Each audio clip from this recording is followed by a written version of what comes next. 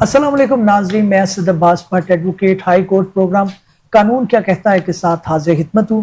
नाज़रीन, आज दो मौज़ूआत को जो है ज़ेरे बहस लाने की कोशिश करेंगे। एक तो हम बात करेंगे कि जो मौसमियाती तब्दीलियाँ हैं, क्या उसके बारे में कानून साजी मौजूद है?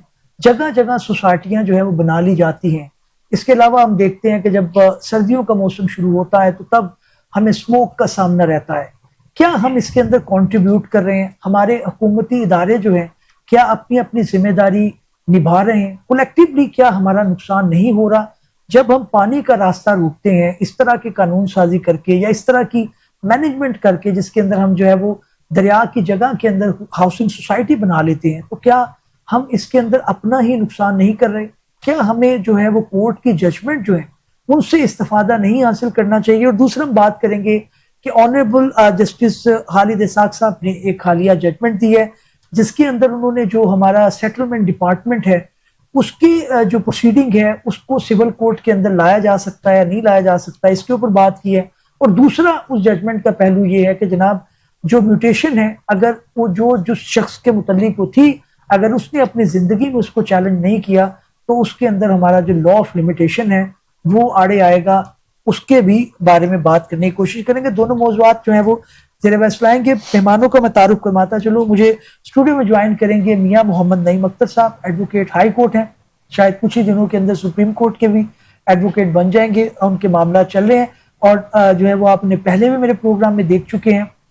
अच्छा एक तजिया करते हैं और मेहनती वकील के तौर पे हम इन्हें जानते हैं और पहले भी बेशुमार दफा मेरे प्रोग्राम के अंदर अपने जो है वो लीगल एक्मेन का इजहार कर चुके हैं। साथ ही साथ कंपैरेटिवली यंग लॉयर, लेकिन वो भी काफ़ी मेहनत से काम कर रहे हैं, एडवोकेट हाई कोर्ट हैं मोहम्मद अली भट्ट साहब, उनको भी मैं प्रोग्राम के अंदर खुशामदीद कहूँगा। उनकी भी मौजूदगी का फ़ायदा उठाने की कोशिश करूँगा। वो भी चीज़ों को बारीक बीनी से देखते हैं और कुछ ही देर में शायद मुझे ज्वाइन करेंगे दिलनवाज शीमत साहब, वो भी एडवोकेट हाई कोर्ट हैं और पहले आप उनको मेरे प्रोग्राम में बेशुमार दफ़ा देख चुके हैं। मैं मियाँ साहब बीइंग सीनियर आपसे बात का आगाज़ करना चाहूँगा।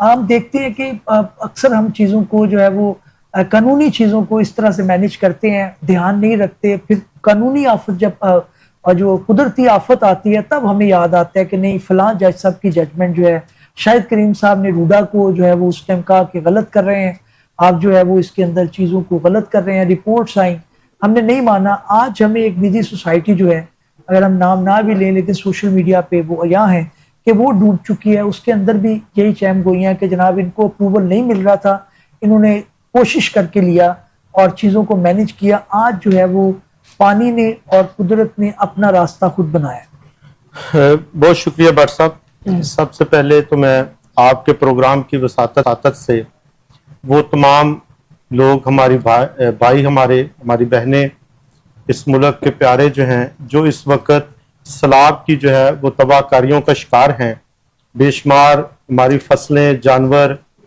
उसमें बह गए, फसलें ज़ेरे आब आ गई और बहुत सारे जो है वो बेघर हो गए लोग, उनके साथ इजहार हमदर्दी है हमारा और दुआ है कि अल्लाह ताला इस मुसीबत की इस घड़ी में हमें यकजा भी रखे और इससे नबर्द आजमा होने की भी हौसला और हिम्मत दे। पर सब मुझे याद आता है नवाबजादा नसरुल्लाह साहब की वो शेर के, कब अश्क बहाने से कटी है शब हिजरा, कब कोई बला दुआओं से टली है। हम आप सब दुआएं कर रहे हैं कि अल्लाह करे ये सैलाब की तबाहकारियां कम हो जाएं, बारिशें थम जाएं, लेकिन हमने इसकी कोई प्लानिंग नहीं की। हर बार सैलाब आता है, फ्लड आता है, हम रोना रोते हैं, हम चीजें याद करते हैं कि हमने ये करना था, हमने डैम बनाना था, हमने बंद बनाने थे, हमने शहरी इलाकों को महफूज करना था, देहातों को महफूज करना था। जब बंद जो सैलाब है, फ्लड है, गुजर जाता है तो हम बाकी मामलात हमारे इतने ज्यादा हैं कि ओवरलैप कर जाते हैं और किसी को याद भी नहीं रहता और जो फैक्ट्रीज होते हैं उनकी जो दाद रसी है वो नहीं हो पाती। यकीनी तौर पे ये बहुत बड़ा एक अलमिया है। इस हवाले से हमारे कवानीन ऑलरेडी मौजूद हैं, पर सब कोई इस वक्त आप ये नहीं कह सकते। यकीनी तौर पे जो भी नए नए चीजें होती हैं उसमें कवानीन की गुंजाइश होती है, अपने कवानीन बनाने होते हैं, लेकिन ऑलरेडी कवानीन मौजूद हैं जिनके ऊपर अगर उन्हीं के ऊपर हम अमल दरामद कर लें तो जो मसाइल हैं, ये जो दरियाओं के ऊपर जो एक आबी गुजरगाहें हैं, जिसमें के ये चीजें सारी रेवेन्यू का जो आपका रिकॉर्ड है उधर लिखी हुई हैं। ठीक, एक कतरा भी पानी का कहीं से गुजरना है तो आपके रेवेन्यू रिकॉर्ड के अंदर मौजूद है कि ये जगह बेशक 100 साल से नहीं गुजरा, लेकिन उनके रिकॉर्ड में मौजूद है कि यहां से आप भी गुजरगाह आज से 100 साल पहले मौजूद थी, यहां पे जो है वो दरिया चलता था, यहां पे जो है वो फ्लडेड एरिया है। लेकिन अगर उसी के ऊपर अमल दरामद हो जाए और सोसाइटीज बननी ना बने और उसके ऊपर जब एनओसी दिए जाएं और जब अथॉरिटीज जो है उसके ऊपर जो है वो एनओसी दें, तो इस चीज को चेक करें कि ये सोसाइटी कहाँ किस जगह पे बनने जा रही है, इसके जो है क्या कोई फ्लड एरिया तो नहीं है, क्या लोगों की इन्वेस्टमेंट तो नहीं डूबेगी। मैं समझता हूं कि इन्वेस्टमेंट से ज्यादा लोगों की जान माल इज्जत उसकी भी जो है वो बहुत बड़ी कीमत है। आप जरूरी नहीं कि आपकी इन्वेस्टमेंट ही डूब जाए तो बहुत बड़ा नुकसान है, किसी की जान भी चली गई, इवन किसी जानवर की जान भी चली गई तो आप उसके जिम्मेदार हैं। आपने गलत एनओसी दिया, आपने गलत सोसाइटी बनाई, आपने दरियाओं के रास्ते जो है वो ब्लॉक कर दिए। मैं गुजारिश करूंगा भट्ट साहब, ये हमारे रोही नाला है उसमें भी फ्लड का जो है वो खदशा है जो कि इंडिया से आता है। मुझे कल एक दोस्त बता रहे थे कि जो इंडिया से वो आता है और सीधा जाके रावी में गिरता है, जो लाहौर से होता हुआ गुजरता हुआ, उसकी चौड़ाई 240 फुट है। ठीक, जब इंडिया से आता है तो इस वक्त उसकी चौड़ाई सिर्फ और सिर्फ 40 फुट रह गई है पाकिस्तान के अंदर 200 फुट जो है वो इंक्रोच हो चुका है। ठीक, अब ये वो मिसाइल हैं जिसने हमारे लिए, जब हमने नेचर को जो है उसके अगेंस्ट हम खड़े हुए तो नेचर ने अपना काम करना है, नेचर ने तो अपना आप दिखाना है। कुदरती जो गुजरगाहें हैं उन्होंने तो फिर अपना पानी तो उधर से गुजरना ही गुजरना है। बिल्कुल ठीक, बिल्कुल ठीक। तो इस हवाले से मैं समझता हूं कि कानून साजी मौजूद है, उस पर अमल दरामद नहीं है। बिल्कुल ठीक है। अली, मैं आपकी तरफ आऊंगा। रिस्पॉन्सिबल जो लोग हैं, क्या आप समझते हैं कि अब एक बड़ा ही काबिले जो है वो कह लें कि अफसोसनाक मामला है, लोग जो बेचारे अपने घरों को जो है वो छोड़ चुके हैं, उनके मवाशी, जैसे मियाँ साहब ने बताया, ये सारी हमदर्दी तो है, लेकिन एज ए लॉयर हम समझते हैं कि जितने भी ममालिक हैं उन्होंने जो रिस्पॉन्सिबल थे उनको कैफरे किरदार तक पहुंचाया है तो मामलात हुए।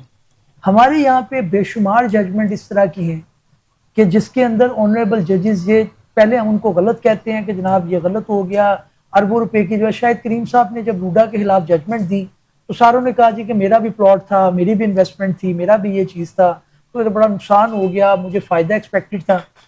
ठीक है, ऑनरेबल सुप्रीम कोर्ट ने उसका जो भी फैसला किया, आज बता रहे हैं कि वो जजमेंटें ठीक थी। जो भी ऑनरेबल कोर्ट ने ये बात कही, उन्होंने पूरी रिपोर्ट्स लेके कही। तो मेरा सवाल आपसे ये है कि जब तक आप रिस्पॉन्सिबल्स को नहीं लाते कटहरे के अंदर, ठीक है नुकसान है कुदरती, लेकिन आपकी कोई ग्राउंड रियलिटी भी तो है ना, जो आपने ज़ाब्ते की खिलाफवर्जी की है वो भी तो यहाँ है ना, उसका कोई रिस्पॉन्सिबल तो है, उसको सजा नहीं मिलनी चाहिए। बिस्मिल्लाह, बिल्कुल बुझा फरमाया आपने। लेकिन सबसे पहले मैं एक चीज़ को हाईलाइट करना चाहता हूँ। देखिए मेरी बात सुनिए, पूरी दुनिया में जो डेवलप्ड कंट्री हैं वो क्या करती हैं, जब वो किसी हाउसिंग प्लान बनाती हैं तो 100 साल का सोचती हैं यहाँ पे कोई पानी तो नहीं आएगा, बारिशें जब होंगी तो कैसे इसको सीवरेज का निज़ाम बनाना है, उसके अलावा कोई आफत आ जाए तो हमने इसको कैसे मैनेज करना है। क्या हमारे मुल्क में ये नहीं देखा जाना चाहिए कि आया कोई सोसाइटी बनने लगी है तो इसको हमने कैसे, अगर खुदा ना हादसा सैलाब आएगा तो हम कैसे इसको रोकेंगे। जैसे कि बिल्कुल आपने बजा फरमाया कि अगर जज साहिब ने पहले कहा है कि पूरी चीज़ों को देखते हुए कि यहाँ पे सोसाइटीज़ नहीं बननी चाहिए, क्योंकि यहाँ पे तो दरिया की गुजरगाह है, यहाँ से तो पानी गुजरा करता था आज से 100 साल पहले या 50 साल पहले। तो आया पानी तो अपना रास्ता खुद बनाता है और जहाँ से गुजरता रहा है वहां से ही गुजरेगा। इन्होंने क्यों नहीं देखा इस चीज़ों को कि जिसमें हमें माली नुकसान, जानी नुकसान भी हो सकता है, जबकि लाहौर हाई कोर्ट के ऑनरेबल शाहिद करीम साहब ने ये इस चीज़ को अयां भी किया इनके सामने कि 2022 की जजमेंट है। और आपके सवाल की तरफ अगर मैं आऊँ भट्ट साहब, तो बिल्कुल सही है, जिन ने ये गलत घिनौना काम किया है उनको कैफरे किरदार तक पहुंचाएं ताकि कल को कोई भी ये ना कर सके। ये कोई कम नुकसान नहीं है, लोगों की जानें, उनके माल, जानवर, उनकी जमीनें, उनकी फसलें, सब कुछ तबाह हो चुका है। हम तो ऐसे हैं जिनके पास वही सब कुछ था, वो बर्बाद हो गए हैं। वो तो जमीन रोड पे क्या, उनके पास खाने को भी नहीं बचा होगा। देखें इस तरह नहीं चलेगी जिंदगी हमारी, इस तरह हमारा मुल्क तरक्की नहीं कर सकेगा। क्या हम इसी चीज को लेके बैठे रहेंगे सारी जिंदगी कि पिछले साल बारिशों में सैलाब आ गया, एक दफा देखते हैं हम कि इतनी ज्यादा सर्दी में फोग आ गई और ये हो गया, स्मोक आ गई, हम इन चीज को टैकल क्यों नहीं कर पा रहे? हम देखते हैं हर दफा ये चीज हमें आके हमारी जिंदगी को इफेक्ट करती है, इस पे हम क्यों नहीं अपने इदारों को होश के नाहुन दिलाते कि हमने इसको कैसे बचना है, हमने अपनी आवाम को कैसे बचाना है, अपने मुल्क को कैसे बचाना है। बिल्कुल ठीक है। जैसे मैं आपको बता रहा हूं कि मुल्क जो तरक्की याफ्ता है वो क्या करते हैं, वो प्लान बनाते हैं कि हमने कभी ऐसा काम नहीं होने देना, 100 साल तक की प्लानिंग हम करके बैठते हैं कि यहाँ पे सैलाब आएगा या नहीं आएगा, ठीक हमने कैसे प्रोटेक्ट करना है अपने तमाम प्लानिंग के साथ चलना पड़ेगा, उसके बगैर तो नहीं हो सकता। मैं मियां साहब दोबारा आपकी तरफ आऊंगा। बेचारे जो इजहार हमदर्दी तो हम कर रहे हैं, अभी तो तादाद भी गिनना बाकी है, किस किस को कितना नुकसान हुआ है।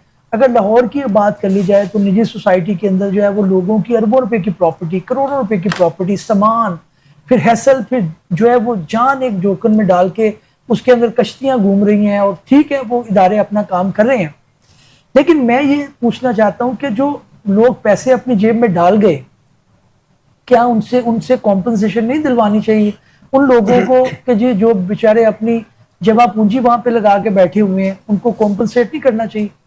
बिल्कुल होना चाहिए, इसमें तो कोई दो राय ही नहीं है।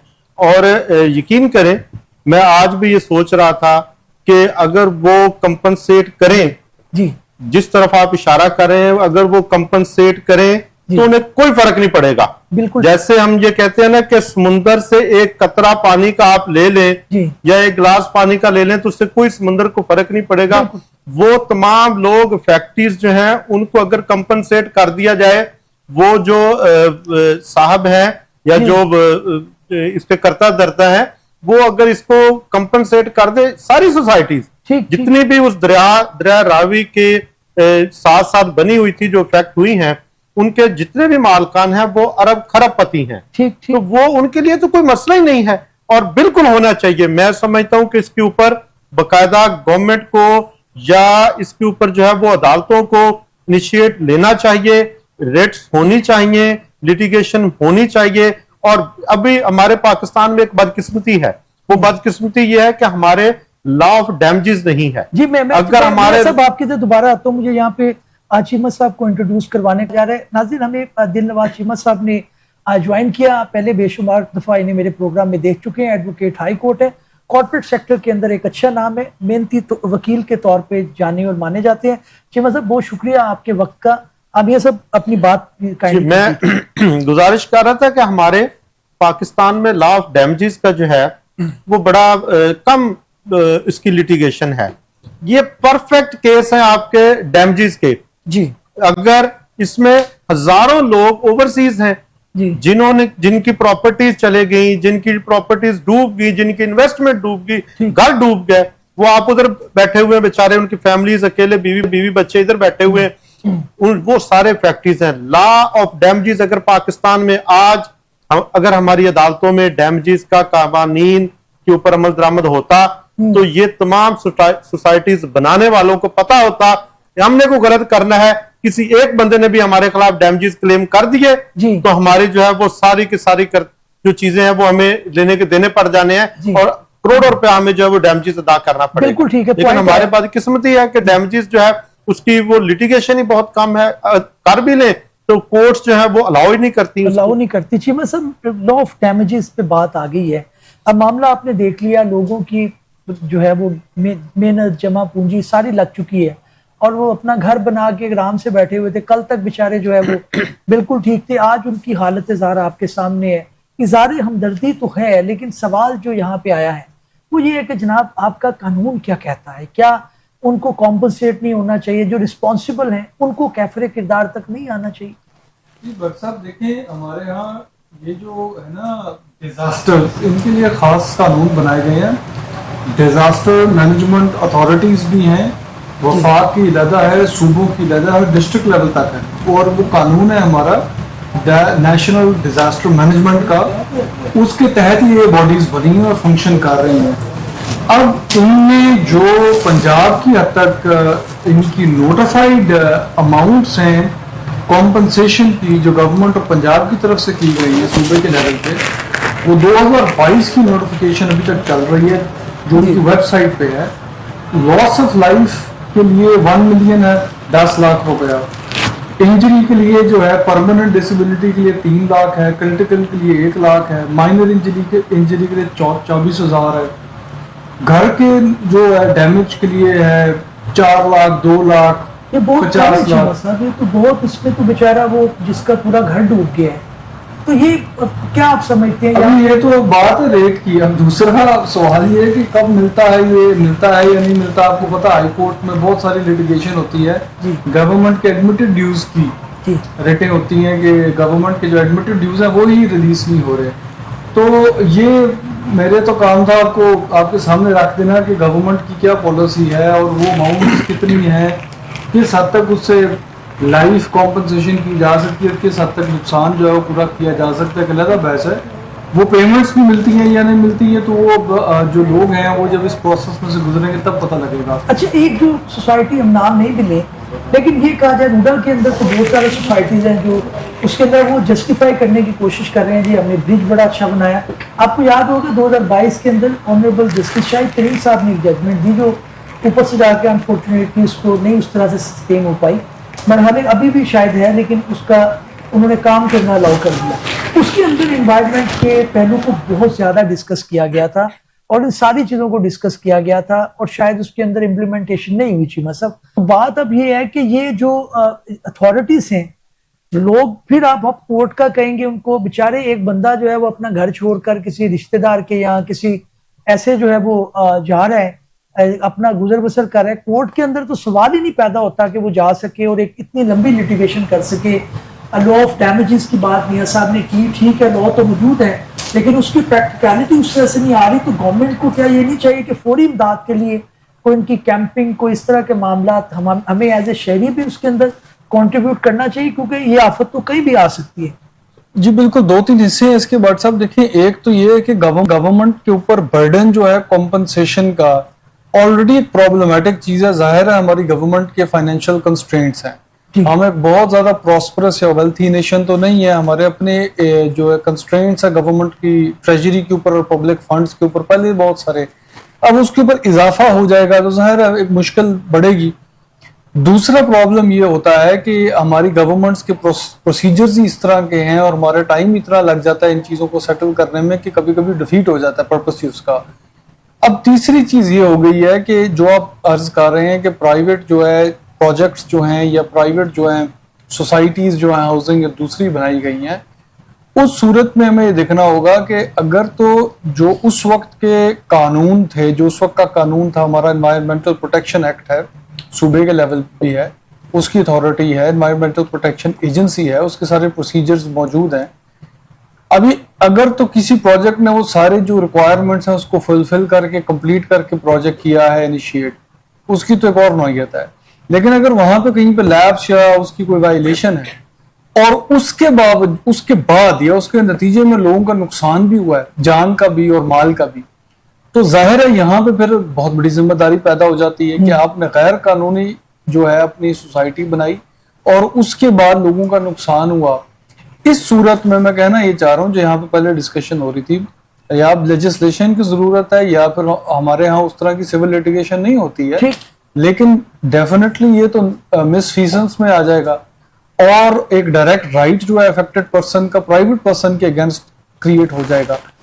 इसी तरह जिस तरह अगर आप अपनी गाड़ी से किसी बंदे को मार देते हैं और आपके पास ड्राइविंग लाइसेंस नहीं है, एक तो एक्सीडेंट की नौयत और चीज है, बट आपके पास ड्राइविंग लाइसेंस भी नहीं होगा तो ये बिल्कुल डिफरेंट कैटेगरी में चला जाता है। So this can also be a crime.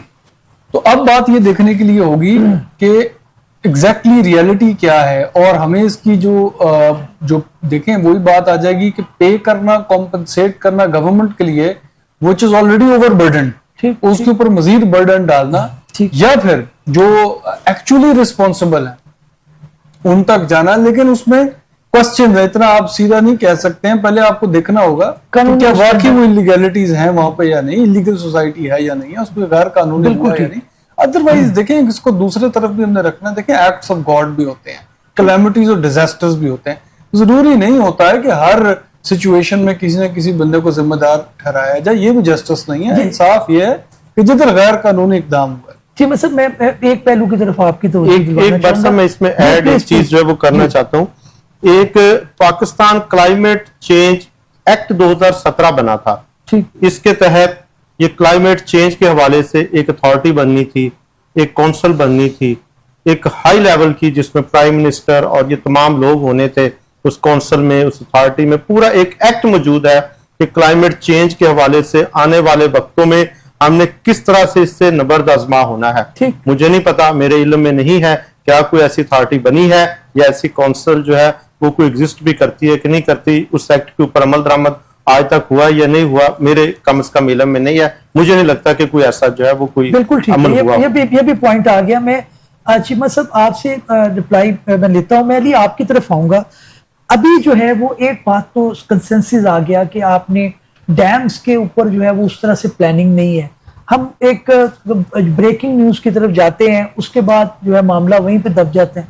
दूसरा चीमा साहब ने एक्ट ऑफ गोड की बात की है, उसमें मैं चाहूंगा आप रिप्लाई करें कि अमेरिका के अंदर, डेवलप कंट्री के अंदर अफवाद को बहुत देर पहले बता दिया जाता है। फिर यह है कि उधर प्रॉब्लम नहीं है, इधर गरीब मुल्क है, बेचारा गरीब एक शख्स है, उसने जमा पूंजी करके जो है एक छोटा सा 5-10 मरले का घर बनाया, अब वो भी वो बह गया है, तो उसके अंदर वो क्या करेगा। बाहर तो इंटरनेशनली उधर इंश्योरेंस का सिस्टम बड़ा अच्छा है, उधर कॉम्पनसेशन का सिस्टम बड़ा अच्छा है। इस तरह लोग लाइनों में लग के अदालतों की तरफ थोड़ी देखते हैं।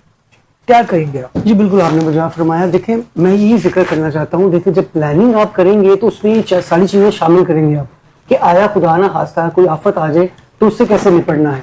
अब मसला ये है कि जब ये लाइसेंस लेते हैं या एनओसी लेते हैं सोसाइटी बनाने का, तो क्या इनको जो एनओसी दे रहे हैं उनको कैशर किरदार तक नहीं पहुंचाना चाहिए कि भाई आपको नहीं पता कि आया ये तो दरिया की जगह है, यहाँ से तो कभी दरिया गुजरा करते थे, आप यहाँ पे सोसाइटी कैसे बना सकते हैं।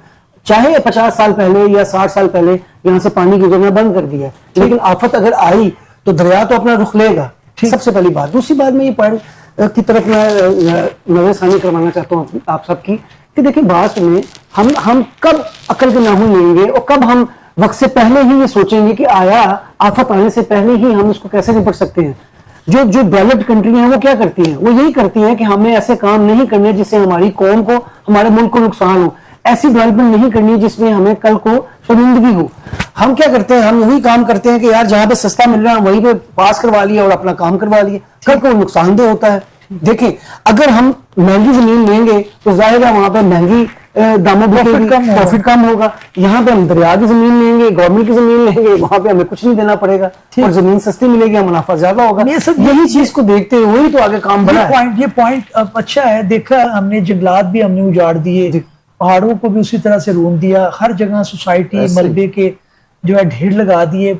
जिस तरह से ऑनरेबल जस्टिस शाहिद करीम साहब भी कहते रहते हैं, दूसरे ऑनरेबल जजेस भी, कि भाई आप सारा सब्जा जो है उसको उखाड़ दिया, कोई आपकी एग्रीकल्चर लैंड को हमने जो है वो सारी की सारी ब्राउन जो है वो ग्रीन लैंड को ब्राउन डिक्लेयर करके 2 नंबर तरीके से सोसाइटीज जो बनी हैं। आपके लाहौर के इर्द गिर्द हम देखें तो जो सोसाइटीज बनी है ये सारी की सारी एग्रीकल्चर लैंड थी। कोई पुरानी बातें नहीं, हमारी आंखों के सामने ये सारा का सारा कुछ हुआ। ये जितनी रायवेंड रोड सारा भर गया, ये इधर शदरा से आगे आप देखें ये सारा भर गया, ये शरगपुर रोड सारा, ये मनावा की साइड पे, ये चारों तरफ ये इसी तरह कसूर हम जाएं, लाहौर के चारों तरफ में जो ग्रीन लैंड थी उसको जो है वो तबाह किया गया, फसलों को तबाह करके हाउसिंग सोसाइटीज धड़ाधड़ बनवाई गई, एनओसीज दिए गए और बगैर किसी सोचे समझे मंसूबे के तहत आप इसमें देखें जब कोई सोसाइटी बननी है उसके एक बाई लॉज होते हैं कि वो कितना रकबा होगा, कितना एरिया होगा, कितनी सड़कें छोड़ेंगे,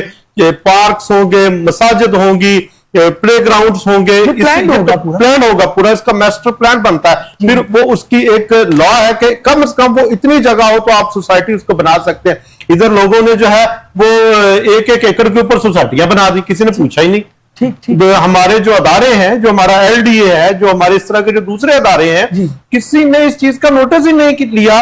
मैं बट साहब एक चीज मुझे ये कह लेने दें कि हम शायद पाकिस्तान के लिए जान तो देना चाहते हैं, लेकिन हम पाकिस्तान के लिए जो है वो उस तरह से मुहिब वतन नहीं है कि हम अपनी ड्यूटी परफॉर्म नहीं करना चाहते। As a शहरी हम कहते हैं हम शहरी एज ए ऑफिसर हम कहते हैं कि हमारी जान चली जाए, हम बम बांध के हम किसी टैंक के नीचे तो घुस जाएंगे, हम इंडिया को तो तबाह कर देंगे, नारे रोज मरवा ले हमसे। लेकिन अगर कोई हमें कहे कि भैया आपने अपनी ड्यूटी करनी है, आपने ईमानदारी से जो आपकी अथॉरिटी है आपने उस अथॉरिटी के मुताबिक काम करना है, वो मैं करने को तैयार नहीं हूं। उसमें मैंने डंडी मारी। पॉइंट आ गया। मैं चीमा साहब आपकी तरफ आऊंगा। आपने आर्गुमेंट सुना है, एक तो ये मुझे बताइएगा जो पॉइंट एक आता है कि आपकी प्लान नहीं है, मास्टर प्लान है, सारा पंजाब जो है, बल्कि एक जाहिर है पूरा पाकिस्तान है, इजाजत तो उस तरह से नहीं रोकी जा सकती, लेकिन लाहौर को ही आपने डेवलप करना है, दूसरे इलाके डेवलप नहीं होते, उधर से इन्फ्लक्स जो है वो सारा यहाँ पे आता है, लोगों को रिहाइश चाहिए, कारोबार चाहिए। या आप समझते हैं कि मेजर सिटी इसी तरह से होती? नहीं देखें भट्ट साहब, ये तो बहुत लंबा एक टॉपिक है, थोड़ा मुख्तसर करने की कोशिश करूंगा। देखिए हमारे जैसे शाहिद करीम की कोर्ट की प्रोसीडिंग्स ही ले लें आप, स्मॉग वाली प्रोसीडिंग है, उसमें हम जाते भी रहे, पेश भी होते रहे, उसका थोड़ा एक्सपीरियंस भी है, उसकी पर्सपेक्टिव से देख लेते हैं। स्मॉग को ले लें, ये तो एक चीज है, फ्लड अभी स्मॉग आ जाएगा 2-3 महीने में, एक नया मसला खड़ा हो जाएगा, 8 साल होता है। उसकी रीजन क्या है? एक बहुत बहुत बड़ी रीजन उसकी ये है कि अनप्लान्ड इंडस्ट्री है। शायद उन्होंने मास्टर प्लान को भी कहा था कि वो आपने, यहीं से मैंने बात जोड़नी थी जो आप अर्ज कर रहे थे। देखिए मास्टर प्लान सब कुछ है, शहर में मास्टर प्लान नहीं होगा और मास्टर प्लान को फॉलो नहीं किया जाएगा तो किस तरह चलेगा? आप देखें ना, आप एक जगह पे फैक्ट्री, उसके साथ खेत, उसके साथ रेजिडेंस और उसके साथ स्कूल नहीं बना सकते। इस तरह शहर नहीं होता है। ठीक, शहरों की एक तरतीब होती है, आपने सूरज देखना है, आपने इंफ्रास्ट्रक्चर देखना है, आपने उसकी जो यूटिलिटीज एमिनिटीज कनेक्शंस हैं वो देखनी है। कई जगहों पर गैस का लोड ज्यादा होता है, कहीं पे कम होता है, ये और बड़े प्रॉब्लम्स हैं। तो अल्लाह माफ करे बाद में पता चलेगा ये तो एक्सप्लोजन्स के रिस्क होते हैं। गैस की पाइप आप बड़ी छोटी करते जा रहे हैं, मतलब बहुत सारे एस्पेक्ट्स हैं। ठीक ठीक ठीक। इसी चीज के लिए आप देखें ना, मास्टर प्लान्स कौन बनाते हैं? ये सिविल इंजीनियर्स होते हैं जिनका एक्सपीरियंस है, टाउन प्लानर्स होते हैं जिनका एक्सपीरियंस होता है इन चीजों में। वो सारे एस्पेक्ट्स उन्हें देखने होते हैं, बताना होता है कि यार आप यहाँ पे फलानी चीज बना सकते हैं, यहाँ पे आप फैक्ट्री ना लगाएं, यहाँ पे आप जो है इंडस्ट्रियल वेस्ट का प्लांट ना बनाएं, यहाँ पे स्कूल है, यहाँ पे मस्जिद है, किस तरह से आपने अपने ऑर्गेनाइज करना है, यहाँ पे रेजिडेंशियल एरिया है। इस सारी की तरतीब को ही तो मास्टर प्लान कहते हैं। ठीक, अभी आप कहते हैं मास्टर प्लान तो जो होगा वो होगा, मेरा दिल जहां करेगा मैं वहां पे अपना काम करूंगा। ठीक है, मसला क्या हो जाएगा? मसला आपके लिए भी होगा, बाकियों के लिए भी होगा। ये वो प्रॉब्लम्स हैं। अगर आप बाकी शहरों को देखें, जिसका शायद करीम साहब की कोर्ट में अक्सर जो है चाइना या दूसरे शहरों की मिसाल दी जाती है कि उन्होंने स्मोक को कैसे कंट्रोल किया। सबसे पहला ये अमल होता है, इंडस्ट्री को रेजिडेंशियल एरिया से दूर करते हैं। एक बेसिक बात है ना, जहां धुआं निकल रहा है वो हैजर्डस है आपके लिए, आप उसको जो है रेजिडेंशियल एरिया से अलग कर दें, ठीक हो गया। अब ये कहने की बात है, हमारे यहाँ ये है इम्प्लीमेंटेशन की। आपको मैं बात बता देता हूं, मैंने सुना है ऑफिसर की, जो एनवायरमेंटल प्रोटेक्शन ऑफिसर का दफ्तर से निकलने से पहले इतला हो जाती है यूनिट पे, यूनिट को बंद कर दिया जाता है, ठीक, विजिट कंप्लीट किया जाता है, वापसी के रास्ते में यूनिट को फिर खोल दिया जाता है। ठीक ठीक ठीक। अब ये हमारे जो प्रॉब्लम्स हैं, जिस तरह मेरे भाई ने कहा, ठीक कह रहे हैं, कुछ तो हमारे अपने वैसे मतलब वाइड स्प्रेड कम्युनल लेवल पे प्रॉब्लम्स बन गए हुए हैं। अब क्या करें, हमारी बदकिस्मती है ये। लेकिन ये इश्यूज हैं इम्प्लीमेंटेशन के। हम इरादा कर भी तो इरादा भी नहीं, इरादा हम कर भी नहीं है तो हमसे अमल जो है बहुत मुश्किल है।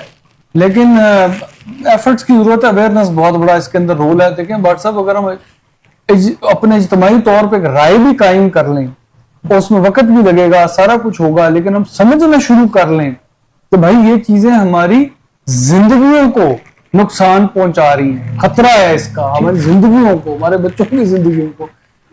इसकी सीरियसनेस अप्रिशिएट करना शुरू करें तो फिर खुद भी बहुत सारी चीजें जो है लोग इस तरफ कायल होंगे कि हमें ठीक करने की जरूरत है। बिल्कुल ठीक है नाज़िर, एक कानून जिसका शायद वक्ती तौर पर कोई बंदा अदराक नहीं कर सकता और उसकी वायलेशन करता है, उसके नताइज जो है वो वक्त के साथ साथ कहीं ना कहीं जो है भुगतने पड़ते हैं। हमने सैलाब की सूरत के अंदर ये मामला देख लिया, आने वाले दिनों में स्मोक जो है वो इशू होगा, क्लाइमेट चेंज जो है वो चैलेंज दे रही है। हमें उसी तरह से अपने आप को इक्विप करना है। हमारे इदारे जो हैं उनको आगे बढ़कर टेक्नोलॉजी का इस्तेमाल करते हुए नेक नीति के साथ इन मसाइल का जो है वो अदराक करना है और उनके सोल्यूशन मसाइब से पहले, उनके सोल्यूशन जो है वो आफत से पहले जो है वो देखने हैं, ताकि हम इस तरह के मसाइल से जो है वो निपट सके। दूसरे मौजूद पर बढ़ता हूँ।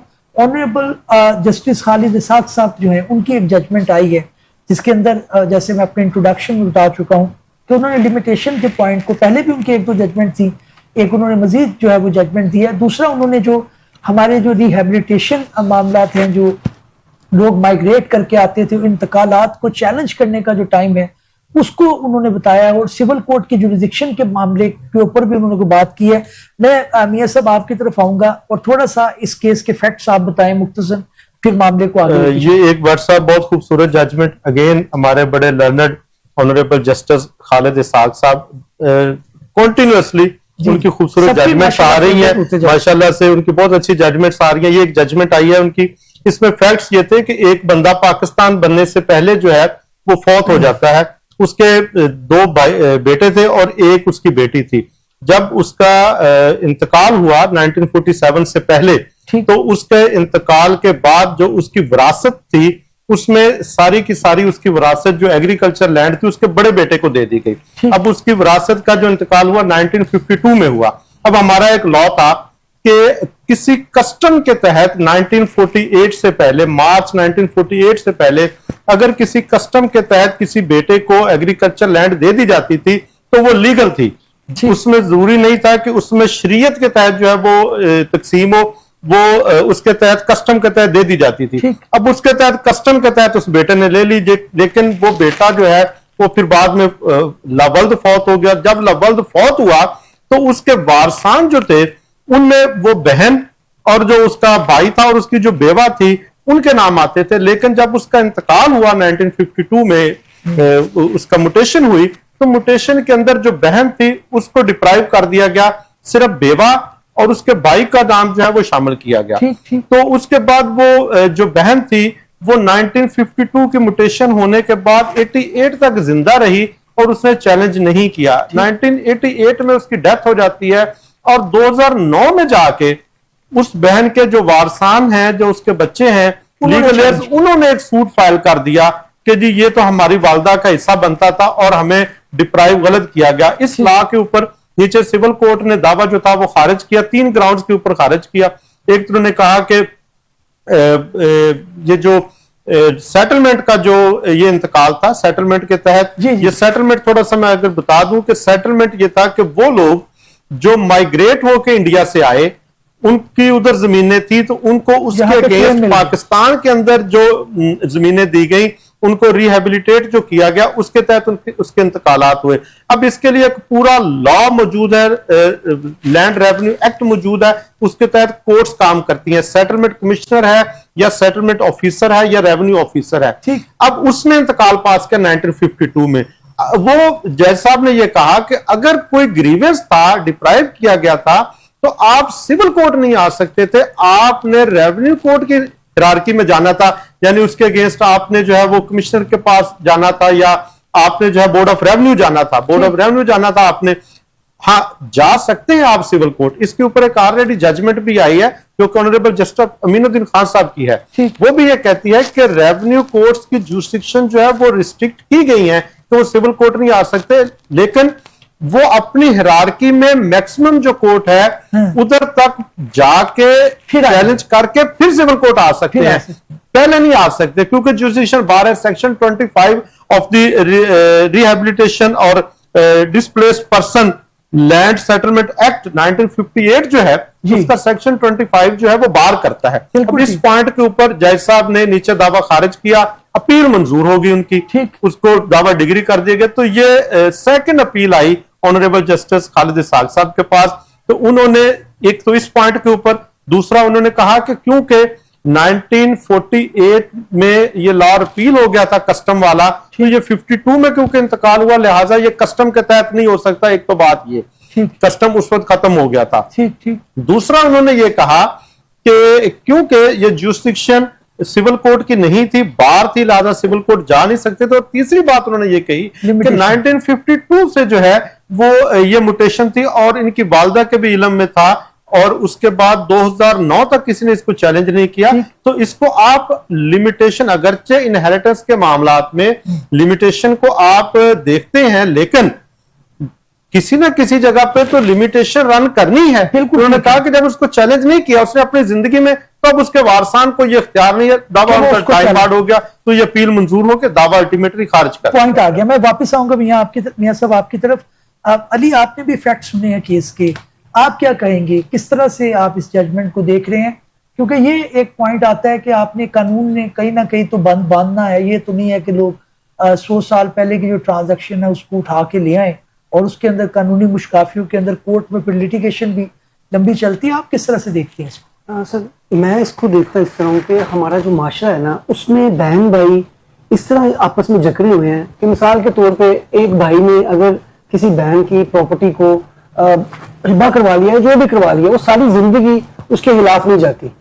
जब वो मर जाती है फिर उसके वालिद साहब कहते हैं कि हाँ जी हमें, हमारी माँ की थी, ये हमारे मामू ने छीन ली या उससे हिबा करवा लिया। देखिए, वो आपकी बात ठीक है। तो मसला यहाँ ये है कि वो तो अपने भाई के प्यार में इतना जकड़ी है कि वो तो कभी उठ के नहीं जाएगी। हमें इस चीज को भी देखना है।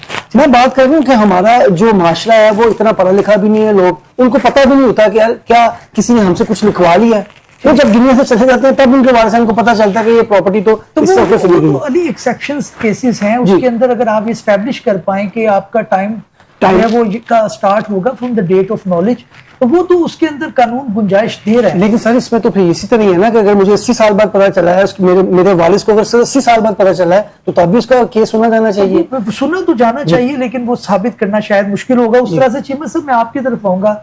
जजमेंट आपकी नजर से भी गुजरी है, आपने भी फैक्ट्स उसके देखे हैं, मियां साहब ने उसको एलेबोरेट भी किया है।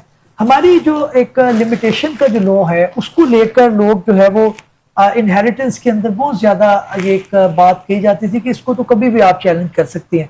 खालिद इसाक साहब इस चीज को जो है वो अच्छी एक तरह में ला रहे हैं, अच्छी एक डायरेक्शन में ला रहे हैं कि भाई ऐसा भी नहीं है कि एक बंदा खुद, उसका जो इंतकाल जो है वो जब फोत हुआ उससे पहले म्यूटेशन हुई है, उसने खुद अपनी जिंदगी में चैलेंज नहीं की, तो वो तो क्लोज एंड पास ट्रांजैक्शन की कैटेगरी में आनी चाहिए। बिल्कुल, और बिल्कुल सही आप जो है वो पॉइंट को हाईलाइट कर रहे हैं, जिसमें सबसे मेरे नज़दीक अहम चीज़ है। बाकी भी फैसला तो माशाल्लाह बड़ा तफसीली है और जज साहब ने बड़ी मेहनत करके बड़ी पुरानी लिटिगेशन जो है उसको समेट के जो है इसको लिखा है फैसले को। लेकिन सबसे अहम चीज़ यही है, वाकई ये सही है, कुछ सुप्रीम कोर्ट के फैसलों की वजह से ये एक ट्रेंड बनता जा रहा था कि आपकी जो वरासती जो ज़मीन के ऊपर हक है उसके लिए आप कभी भी मुकदमा दायर कर सकते हैं, खासकर अगर खातून है जी। अगर क्योंकि हमारे यहाँ एक प्रॉब्लम ये है, हमारे कल्चरल नॉर्म्स के अंदर ये रहा है मसला कि बहनों का हक नहीं दिया जाता था। तो सुप्रीम कोर्ट ने जो है एक बेनिफिट एक्सटेंड किया, एक रास्ता देने की कोशिश की कई फैसलों में कि जो खातीन है जो नहीं कर सकती मुकदमे पहले, उनको उनके हक से महरूम ना किया जाए।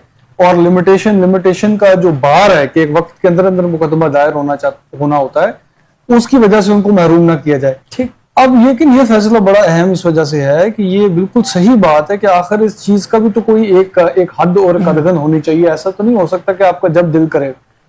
अहम चीज यहाँ पे ये है कि जो इस खातून के वारिस थे, पहली बात तो ये, जो खातून खुद थी उसने अपनी जिंदगी में कभी मुकदमा दायर नहीं किया, चैलेंज नहीं किया, कभी नहीं कहा कि मेरा हक जो है वो मारा गया है या किसी ने मेरे साथ ज्यादती की है। सबसे पहली बात तो ये। दूसरी बात, ये उस तरह का मुकदमा नहीं है, इस तरह के भी कई मुकदमे हमारे पास बदकिस्मती से चल रहे हैं जो पार्टीशन के ही लिटिगेशन अभी तक चल रही है, वैक्यूई और प्रॉपर्टी और सेटलमेंट के मुकदमे चल रहे हैं। वो बड़ी एक बदकिस्मती है कि अभी तक मुकदमा, ये उसमें ये का मुकदमा है ही नहीं। ये तो मुकदमा दायर ही 2009 में हो रहा है। ठीक।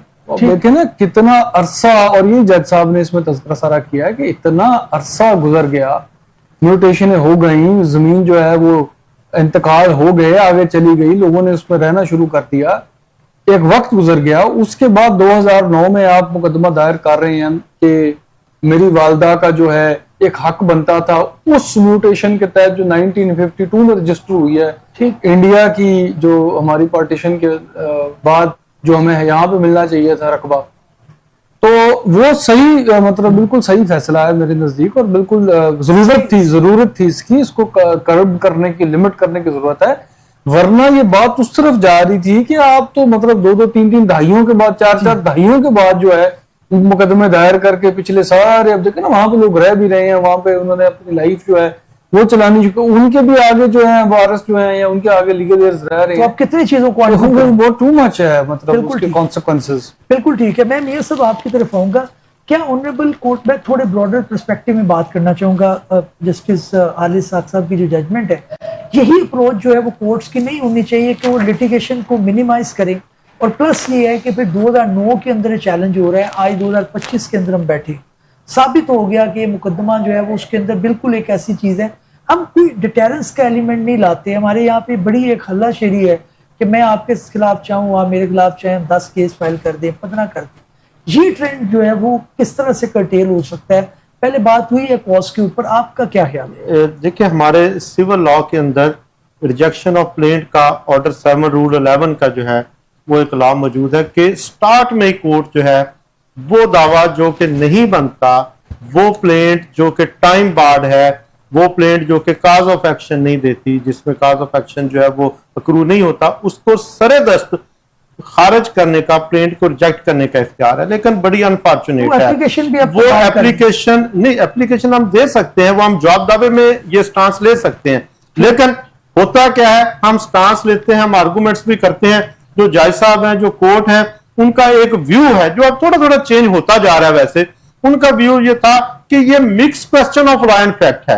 भाई 1952 में एक इंतकाल हुआ, एक खातून जो है वो 1988 तक जिंदा रही, उसके मरने के बाद भी जो है वो 22 साल गुजर गया, 20 साल गुजर गए, किसी ने केस नहीं किया। आपको जो है वो एक आधी सदी के बाद जो है वो जाके याद आया, लिमिटेशन कभी तो रन करनी है। कोर्ट्स जो है वो जज साहबान, जो पहली हमारी ट्रायल कोर्ट है, उधर जज साहबान को बोर्ड डिसीजन लेना पड़ेंगे। एक लाइन लिख के इस mix question of law and fact, और वो एक लिटिगेशन जो है वो 30 साल के ऊपर ले जाते हैं। लेकिन उनके एक ऑर्डर करने से, ये एक ऑर्डर करने से कि जी 7-11 खारिज की जाती है क्योंकि ये शादियों के बाद फैसला होगा, इससे पार्टी 30 साल पीछे चली जाती हैं और कोर्ट्स के ऊपर बर्डन आता है। वो दावा जिसका पता है किसने खारिज होना है, 30 साल बाद भी उसका एंड पता है हमें। और यकीन करें भट्ट साहब, जज साहबान को भी पता होता है, वुकला साहबान को भी पता होता है कि इस केस का फैसला अल्टीमेट एंड क्या होगा, लेकिन फिर उसको प्रोलॉन्ग करते हैं, उसको डिसाइड नहीं करते, प्रिंट रिजेक्ट नहीं करते। बिल्कुल भट्ट साहब, वैसे सही बात है और मैं अग्री करना चाह रहा हूँ। ये लिमिनी कंट्रोल, बहुत सारी सुप्रीम कोर्ट के फैसलों में भी बात आ रही है कि लिमिनी कंट्रोल एक्सरसाइज किया करें। लिमिनी का मतलब होता है इब्तदाई मौके पे मुकदमे ने चलना है या नहीं चलना, मुकदमा बनता है या नहीं बनता। ठीक, ये काम देखना जो है ये सिविल कोर्ट का काम है, बड़ा अहम फंक्शन होता है।